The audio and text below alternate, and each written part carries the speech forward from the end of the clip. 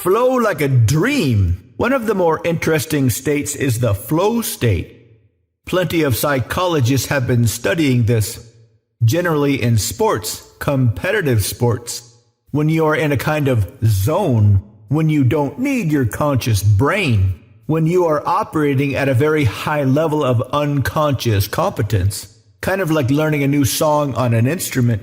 When you start, it's clunky and frustrating. You need a lot of your conscious mind. Even when you can play the entire song correctly without any mistakes, it still takes plenty of brain. This is the point of conscious competence. But the sweet spot is when you get to unconscious competence, when you learn the song by heart. But there are many, many levels of unconscious competence.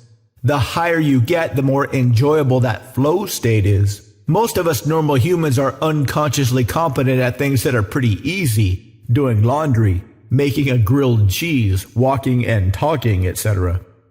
But high-level performers can experience the out-of-your-head flow state. A lot of top-level musicians have experienced this on stage. They've played a certain song a cajillion times with their bandmates. So when they're all on stage, they are playing something that requires very little brain. But then they got caught up in that feedback loop. They're feeling the emotions of the song. The crowd is feeling the emotions of the song and feeding back into it. This is when those long impromptu guitar and other instrument solos happen. When the entire band crowd is a temporary kind of hive mind. Often this is referred to by the musicians as having an otherworldly presence, some kind of entity on stage with them. This can also happen to charismatic speakers, particularly preachers. They have a message they both really care about and have spoken about at length many times and in many contexts.